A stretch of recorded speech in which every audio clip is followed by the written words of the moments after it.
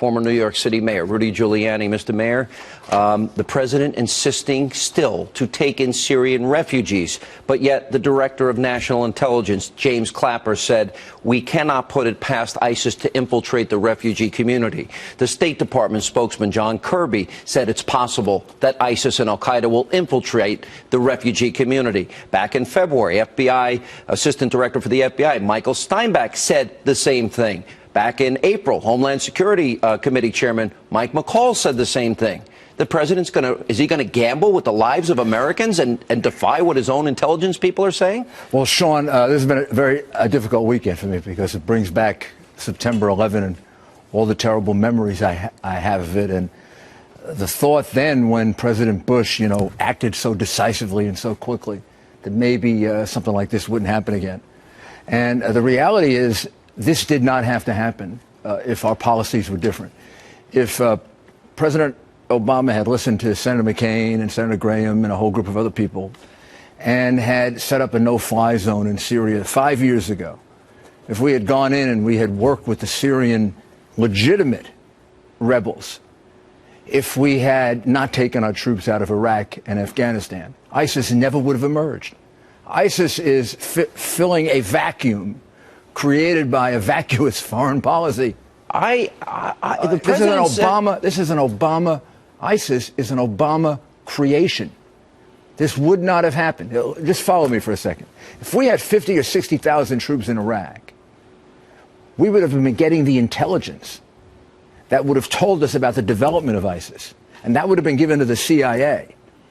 Once you take your troops out, we have no resources. We have no real access. CIA is very small. The Army is very big.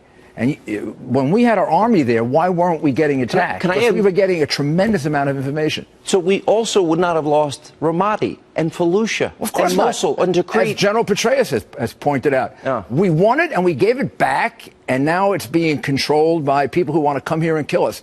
And here's the simple fact, and this goes back to President Bush.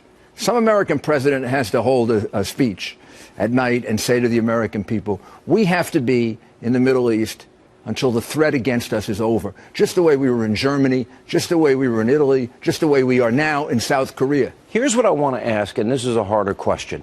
The president referred to this group as the JV team. He said hours before this attack, ISIS is contained. He will never say radical Islam. They said man-caused disasters, overseas contingency operation. Fort Hood officially, according to Barack Obama, is workplace violence.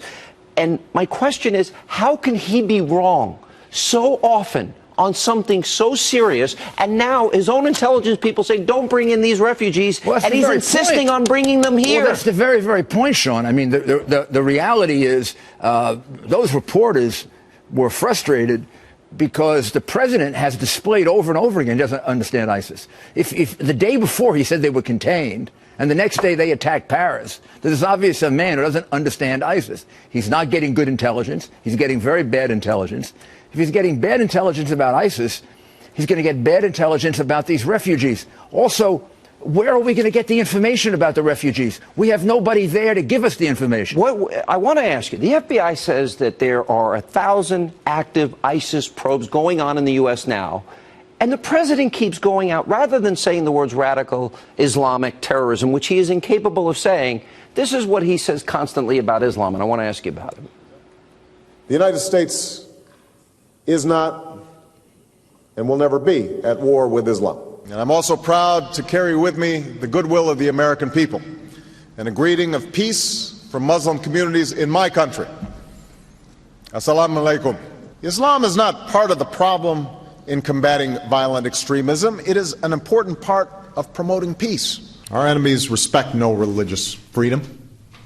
Al-Qaeda's cause is not Islam. It's a gross distortion of Islam.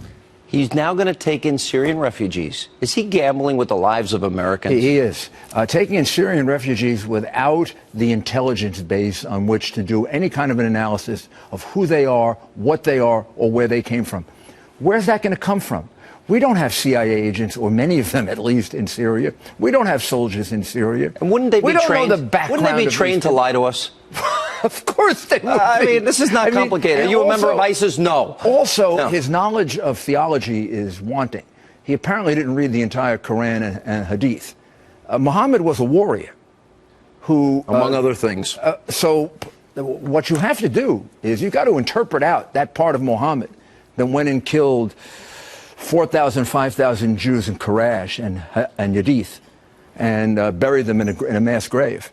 You've got to read out the invocation toward the end of his life that to be a good Muslim and to follow the life of the Prophet, you have to get someone to convert, kill him, or have him pay tribute.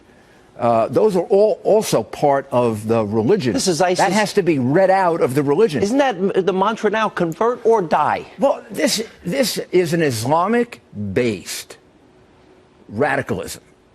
It is not Buddhist-based. It's not Hindu-based. It's not Christian-based. And it is based You're saying on the Islamic State is Islamic, basically, which he refuses. It's based on words in the Quran that come from Muhammad and in the Hadith, which have to be read out. They have to be read out as good Muslims do. They read it out and get rid of it. 9/11 Commission report, Mr. Mayor. You remember this as well as anybody. Of course, I testified. Okay, and what did it say? They are at war with us. Yes, and we're not at war with them. That's totally ridiculous. How many times on your show have I said over the last 6 years, it's totally irrelevant whether he thinks we're at war with them. They're at war with us. And apparently the socialist president of France realizes we're at war with them, and our American president can't get it. How big an impact on this election? I think it should have an amazing impact in this election, because what happened in Paris can happen in any American city or any Western European city. And you and I have been predicting this for 5 years. I pray we're wrong. I am so wrong. Well, I have to come and apologize. now we know we're not wrong. We're not wrong. And I wish we were wrong. I wish we were. Mr. Mayor, good to see you. And God bless those poor people.